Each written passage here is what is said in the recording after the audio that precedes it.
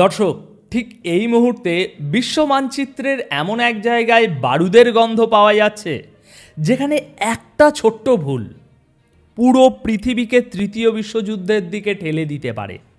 মানে আপনি কল্পনা করুন, একদিকে আমেরিকার গর্ব, তাদের ভাসমান দুর্গ, পারমাণবিক শক্তিচালিত aircraft carrier USS Abraham Lincoln, আর ঠিক তার নাকের ডগাতেই নিঃশ্বাস ফেলার মতো দূরত্বে এসে দাঁড়িয়েছে রাশিয়ার যুদ্ধজাহাজ এবং ইরানের নৌবাহিনী। সবাই যখন ভাবছে এটা শুধুই একটা রুটিন মহড়া, আমি বলছি না, এটা মহড়া নয়, এটা পজিশনিং। আমেরিকা এতদিন যে সাগরকে নিজের বাড়ির পুকুর মনে করত, রাশিয়া আজ সেখানে এসে চ্যালেঞ্জ ছুড়ে দিয়েছে। প্রশ্ন হলো, সামনে কি তবে সরাসরি সংঘাত? দেখুন, আন্তর্জাতিক রাজনীতিতে কোইন্সিডেন্স বলে কোনো শব্দ হয় না, যা ঘটে তা সুপরিকল্পিত। মূল ঘটনাটি ঘটেছে ওমান সাগর এবং ভারত মহাসাগরের উত্তরাংশে। আপাত দৃষ্টিতে মনে হচ্ছে রাশিয়া এবং ইরান মিলে একটা নৌ মহড়া বা নেভেল ড্রিল করছে, কিন্তু লোকেশনটা খেয়াল করুন। ইসরায়েলি মিডিয়া এবং আন্তর্জাতিক রিপোর্ট বলছে এই ড্রিলটা এমন একটা জোনে হচ্ছে যেখানে আমেরিকার এয়ারক্রাফট ক্যারিয়ার স্ট্রাইক গ্রুপ টহল দিচ্ছে। অর্থাৎ শিকার এবং শিকারী উভয়েই এখন একই রেঞ্জের মধ্যে। আর এর চেয়েও বড় কথা, মস্কো থেকে ভ্লাদিমির পুতিনের ঘনিষ্ঠ মহল থেকে এমন একটা হুমকি এসেছে যা গত 50 বছরে শোনা যায়নি। সোজা কথায়, রাশিয়ার তেলের জাহাজে যদি কেউ হাত দেয় তবে রাশিয়া তাকে ছেড়ে কথা বলবে না। এখন পরিস্থিতি কতটা উত্তপ্ত সেটা বোঝার জন্য না হয় আজকের ভিডিওটা একটু শেষ পর্যন্তই দেখবেন।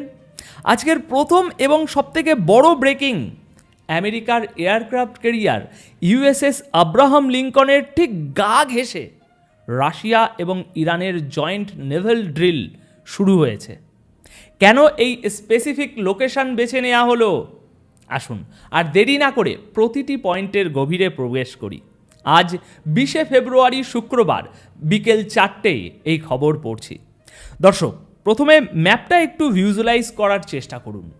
ওমান সাগর এবং ভারত মহাসাগরের সংযোগস্থল, এটা বিশ্বের অন্যতম ব্যস্ত বাণিজ্যিক রুট।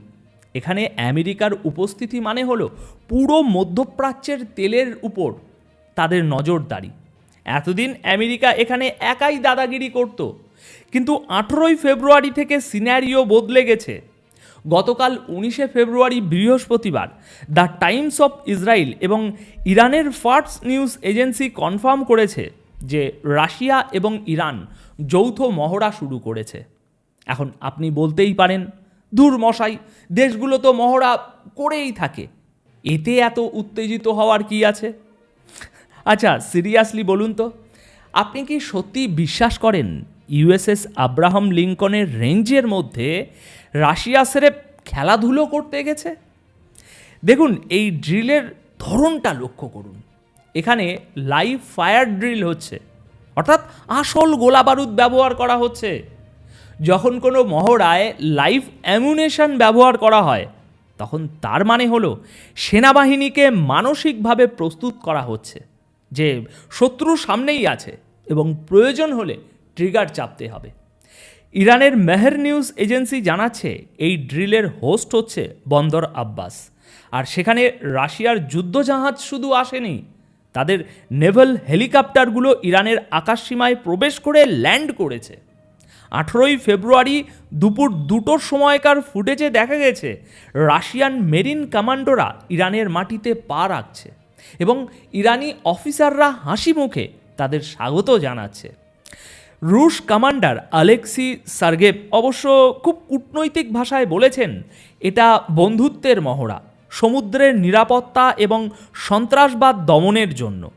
কিন্তু ওই যে বললাম, যখন যুদ্ধের আবহে দুই পরাশক্তি এভাবে হাত মেলায় তখন তারা শুধু বন্ধুত্বের ফটো সেশন করে না, তারা মূলত ব্যাটেল ফরমেশন তৈরি করে। আমেরিকা তাদের উপস্থিতি দেখাচ্ছে আর রাশিয়া বুঝিয়ে দিচ্ছে, আমরা দর্শক হয়ে গ্যালারিতে বসে থাকবো না, আমরাও মাঠে নেমে পড়েছি। আমার অ্যানালিসিস্ট বলছে এটা একটা ক্লিয়ার মেসেজ। আমেরিকা যদি ইরানকে আক্রমণ করার কথা ভাবে, তবে তাদের মাথায় রাখতে হবে যে রাশিয়ান ফ্লিট এখন ঢাল হয়ে দাঁড়িয়ে আছে। একটা ভুল মিসাইল আর এই শ্যাডো যুদ্ধ নিমেষেই তৃতীয় বিশ্বযুদ্ধের রূপ নিতে পারে। এবার দ্বিতীয় এবং সম্ভবত সবথেকে ভয়ঙ্কর খবরে আসি, তেলের রাজনীতি। দর্শক, আমরা গত কয়েক মাসে দেখেছি আমেরিকা এবং ন্যাটো জোটের দেশগুলো বিভিন্ন অজুহাতে রাশিয়ার তেলের জাহাজ বা কার্গো শিপগুলোকে মাঝ সমুদ্রে থামাচ্ছে। তাদের কমান্ডোরা জাহাজে উঠে তল্লাশি চালাচ্ছে। উদ্দেশ্য একটাই, নিষেধাজ্ঞা বা স্যাংশন কার্যকর করা। আমেরিকা চায় রাশিয়ার অর্থনীতিকে একেবারে গলা টিপে ধরতে। কিন্তু গতকাল 19শে ফেব্রুয়ারি ক্রেমলিন থেকে যে বার্তাটা এলো, সেটা এই পুরো খেলার নিয়ম বদলে দিয়েছে।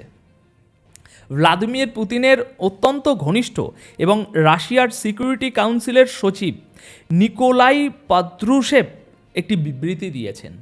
তিনি স্পষ্ট ভাষায় বলেছেন, আমাদের জাহাজ আটকানোকে আমরা আর আইন প্রয়োগ হিসাবে দেখছি না, আমরা এটাকে পাইরেসি বা জলদস্যুতা হিসাবে দেখছি। এবং এর ফলাফল তিনি ঘোষণা করেছেন, রাশিয়ার নেভি এখন থেকে হাই অ্যালার্ট মোডে থাকবে। রাশিয়ার তেল, খাদ্যশস্য বা সার বহনকারী জাহাজগুলোকে সুরক্ষা দিতে রাশিয়ার নৌবাহিনী এখন থেকে দূরবর্তী সমুদ্রগুলোতেও টহল দেবে। দর্শক, এই পয়েন্টটা গভীরভাবে বুঝুন। এতদিন রাশিয়ার নেভি মূলত তাদের নিজেদের জলসীমায় বা ব্ল্যাক সিতে সীমাবদ্ধ ছিল। কিন্তু এই যে পাত্রুশেভ যখন বলছেন যে দূরবর্তী সমুদ্র, তখন তিনি ইঙ্গিত করছেন আটলান্টিক, বাল্টিক সাগর এবং ভারত মহাসাগরের দিকে। তিনি স্পেসিফিকভাবে ব্রিটেন, ফ্রান্স এবং বাল্টিক দেশগুলোকে সতর্ক করেছেন। এখন এর মানে কি দাঁড়ালো? এর মানে হলো, আগামী দিনে যদি ব্রিটিশ রয়্যাল নেভি বা ইউএস নেভি রাশিয়ার কোনো তেলের ট্যাঙ্কার আটকানোর চেষ্টা করে, তবে রাশিয়ার ডেস্ট্রয়ার বা ফ্রিগেট সেখানে উপস্থিত থাকবে এবং তারা পাল্টা গুলি চালাতে কোনো দ্বিধা করবে না। রাশিয়া বলছে তেল এবং খাদ্য রপ্তানি তাদের অর্থনীতির মেরুদণ্ড। কেউ যদি তাদের পেটে লাথি মারে, তবে তারা চুপ করে বসে থাকবে না। দর্শক, এই যে গানবোট ডিপ্লোম্যাসি বা বন্দুকের নল রেখে কূটনীতি, এটা রাশিয়া এখন আমেরিকার ভাষাতেই আমেরিকাকে ফিরিয়ে দিচ্ছে। আমার মতে এটা একটা খামোশ যুদ্ধ বা সাইলেন্ট ওয়ার। সমুদ্রের নিচে সাবমেরিন আর উপরে ডেস্ট্রয়ার। পশ্চিমী বিশ্বকে রাশিয়া বুঝিয়ে দিল, তোমাদের আইন তোমাদের পকেটে রাখো, আমার জাহাজ আমার নিয়মেই চলবে। আচ্ছা, পরবর্তী খবরে আসি। যুদ্ধ কি শুধু অস্ত্রে হয়? না দর্শক, আধুনিক যুদ্ধের আসল ফ্রন্ট লাইন হলো অর্থনীতি।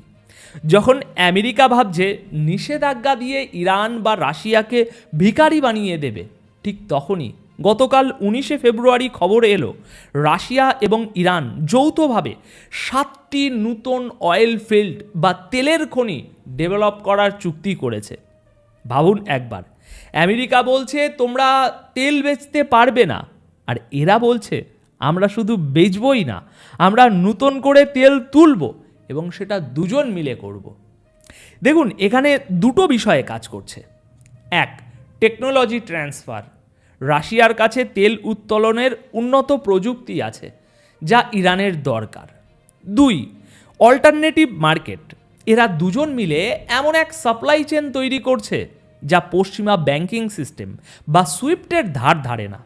ইরান এবং রাশিয়া যখন এই লেভেলের কোলাবরেশনে যায়, তখন বুঝতে হবে তাদের পিঠ দেওয়ালে ঠেকে গেছে। আর মনে রাখবেন, দেওয়ালে পিঠ ঠেকে গেলে মানুষ বা রাষ্ট্র উভয়েই ভয়ঙ্কর হয়ে ওঠে। রাশিয়া জানে ইরানের পতন হলে মধ্যপ্রাচ্যে তাদের প্রভাব শেষ। আবার ইরান জানে রাশিয়া পাশে না থাকলে আমেরিকা তাদের ছিঁড়ে খাবে। তাই এই 7টি তেলের খনি আসলে 7টি অর্থনৈতিক দুর্গ। রুশ এবং ইরানি কর্মকর্তারা বলছেন, তোমরা আমাদের জাহাজ আটকাও, আমরা পাইপলাইন এবং নতুন রুটে ব্যবসা করব। এই যে জেদ, এই যে টিকে থাকার লড়াই, এটা আমেরিকার হেজিমনি বা একাধিপত্যের প্রতি সবথেকে বড় চ্যালেঞ্জ। তাই এখন প্রশ্ন হলো, পশ্চিমী বিশ্ব কি চুপ করে এই উত্থান দেখবে? এখানেই আসছে আমাদের চতুর্থ এবং সবথেকে ক্রিটিক্যাল পয়েন্ট। ইসরায়েলের ডিফেন্স ফোর্সের প্রাক্তন মিলিটারি ইন্টেলিজেন্স চিফ গতকাল একটি বিস্ফোরক মন্তব্য করেছেন। তিনি সাজেস্ট করছেন যে ইরানের উপর আমেরিকার সরাসরি মিলিটারি স্ট্রাইক বা হামলা এখন আর যদি বা কিন্তুর বিষয় নয়, এটা এখন সময়ের ব্যাপার। It is just a few days away, কয়েকদিনের দূরত্ব মাত্র। কেন তিনি কথা বলছেন? কারণ জেনেভাতে যে আলোচনা হয়েছে তাতে ইরান খুশি হলেও আমেরিকা খুশি নয়। আমেরিকা যা চাইছে, অর্থাৎ ইরানকে পুরোপুরি নোক দন্তহীন করা, সেটাতে ইরান রাজি নয়। এর সাথে যোগ করুন আমেরিকার ভাইস প্রেসিডেন্ট জেডি ভ্যান্সের বক্তব্য। তিনি বলেছেন ইরান এখনও ডোনাল্ড ট্রাম্পের রেড লাইন মানতে নারাজ। ট্রাম্পের রেড লাইন মানে হলো কোনো নিউক্লিয়ার প্রোগ্রাম নয়, কিন্তু ইরান উল্টো পথে হাঁটছে।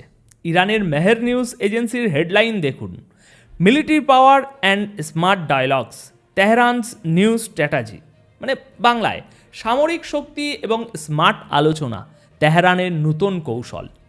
দেখুন, ইরান খুব চতুরতার সাথে খেলছে। তারা এক হাতে টেবিলে বসে আলোচনা করার ভান করছে, আর অন্য হাতে রাশিয়ার সাথে সাগরে মিসাইল মহড়া দিচ্ছে। তারা আমেরিকাকে মেসেজ দিচ্ছে, আমরা আলোচনায় রাজি, কিন্তু দুর্বল ভেবে আমাদের উপর চড়াও হতে এসো না। আমাদের পাশে এখন নিউক্লিয়ার সুপার পাওয়ার রাশিয়া দাঁড়িয়ে আছে। এই যে পরিস্থিতি, একদিকে ইসরায়েল এবং আমেরিকা অধৈর্য হয়ে উঠছে, অন্যদিকে ইরান এবং রাশিয়া তাদের ডিফেন্স লাইন শক্ত করছে। এই টান উত্তেজনাই বলে দিচ্ছে আব্রাহাম লিঙ্কনের পাশে রাশিয়ার ওই মহড়া কোনো সাধারণ ঘটনা নয়, এটা একটা বার্তা, এটা একটা ওয়ার্নিং। তাহলে দর্শক, এতক্ষণ ধরে আমরা যা আলোচনা করলাম তার নির্যাস কি? দেখুন, বিশ্ব এখন একটা অত্যন্ত সন্ধিক্ষণে দাঁড়িয়ে আছে। একদিকে আমেরিকা তার পুরনো মোড়লগিরি বজায় রাখতে চাইছে। তারা চাইছে সমুদ্র এবং তেলের উপর তাদের একচ্ছত্র আধিপত্য এখনও থাকুক। অন্যদিকে রাশিয়া এবং ইরান মিলে একটা প্রতিরোধ বলয় তৈরি করেছে। তারা বুঝে গেছে ভালো কথায় বা কূটনীতিতে কাজ হবে না, পশ্চিমীরা কেবল শক্তির ভাষাই বোঝে। আর আব্রাহাম লিঙ্কনের এত কাছে গিয়ে মহড়া দেওয়া, এটা হলো রাশিয়ার পক্ষ থেকে আমেরিকাকে চোখে চোখ রেখে বলা, আমরা এখানে আছি, আমরা কোথাও যাচ্ছি না। তবে ভয়ের বিষয় হলো, যখনই ইতিহাসে দুটো সুপার পাওয়ারের মিলিটারি এত কাছাকাছি চলে আসে, তখন দুর্ঘটনার সম্ভাবনা বেড়ে যায় বহুগুণ। লোহিত সাগর বা পারস্য উপসাগরে এখন যে পরিমাণ যুদ্ধজাহাজ, সাবমেরিন এবং ফাইটার জেট জড়ো হয়েছে, তাতে একটা ছোট্ট ভুল ক্যালকুলেশন, ব্যাস আর কিছু বলার বাকি থাকে না। এখন প্রশ্ন হলো, এই মহড়া কি সত্যি যুদ্ধ আটকাতে পারবে, নাকি এটাই মহাযুদ্ধের রিহার্সাল? রাশিয়া তাদের তেলের জাহাজ বাঁচাতে নেভি পাঠাচ্ছে, ইরান তাদের অস্তিত্ব বাঁচাতে রাশিয়ার হাত ধরছে, আর আমেরিকা তাদের সম্মান বাঁচাতে হুঙ্কার দিচ্ছে। এই ত্রিমুখী সংঘর্ষে বলি হতে পারে মানুষের শান্তি এবং অর্থনীতি। দর্শক, সবশেষে একটা কথা বলি, ইতিহাস সাক্ষী বড় বড় যুদ্ধগুলো এভাবেই ছোট ছোট মহড়া আর আলটিমেটাম দিয়ে শুরু হয়েছিল। এখন আপনারা কি মনে করেন, আব্রাহাম লিঙ্কনের পাশে রাশিয়ার এই উপস্থিতি কি আমেরিকাকে পিছু হটতে বাধ্য করবে, নাকি আগুন আরও জ্বলে উঠবে? কমেন্ট সেকশন খোলা রইল আপনাদের সুচিন্তিত মতামতের জন্য। আমি জানতে চাই আপনারা কি ভাবছেন। দেখা হচ্ছে পরের ভিডিওতে আরও কোনো গভীর বিশ্লেষণ নিয়ে। ধন্যবাদ আপনাদের সকলকে।